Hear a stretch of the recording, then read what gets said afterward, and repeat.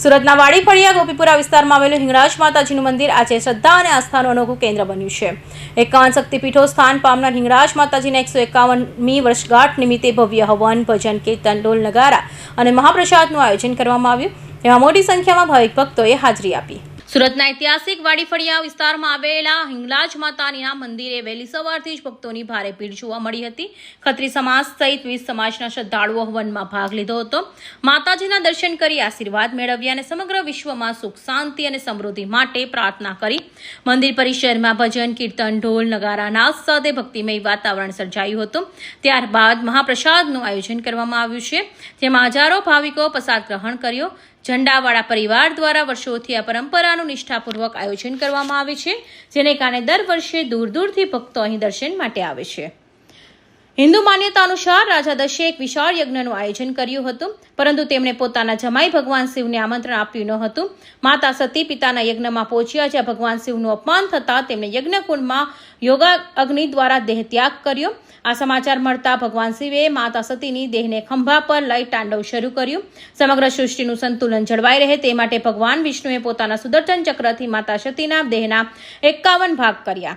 જ્યાં જ્યાં અંગો પડ્યા ત્યાં શક્તિપીઠોની સ્થાપના થઈ છે। માન્યતા મુજબ માતા સતીનું મસ્તક આજના પાકિસ્તાનના બલોચિસ્તાનમાં પડ્યું છે, ત્યાં હિંગળાજ માતાનું પવિત્ર શક્તિપીઠ આવેલું છે।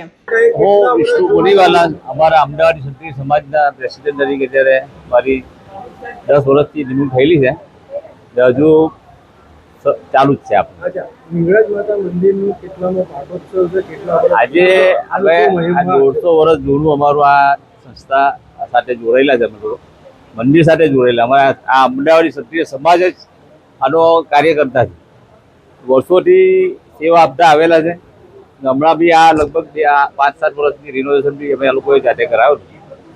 ભક્તોની એમાં સેવા લઈને થોડું થાય છે કામ, ને અત્યારે પણ જરૂર શરૂ છે, થોડું ઘણું કામ હજુ બાકી પણ છે। આજના સવારથી અમારો અન્નકૂટનો દર્શનનો લાભ, માતાજીની સાલગીરી છે એટલે અન્નકૂટનો સવારથી 8 થી 8 નો પ્રોગ્રામ છે, ને જ્યાં સુધી હશે ત્યાં સુધી દર્શન ચાલુ જ રહેવાના છે।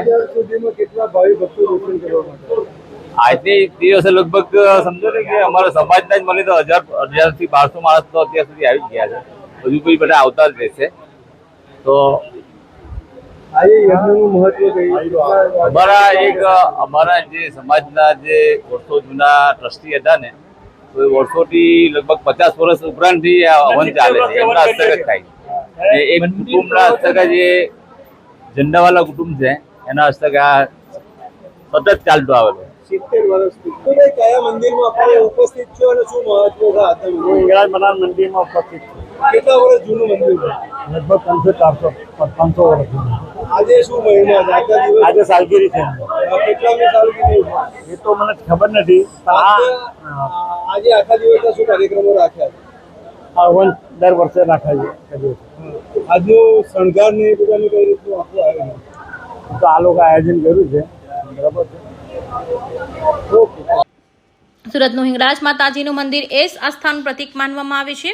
અહીં દર ગુરુવારે અને અમાસના દિવસે વિશેષ પૂજા અર્ચના થાય છે અને હજારો ભક્તો માતાજીના દર્શન માટે આવે છે।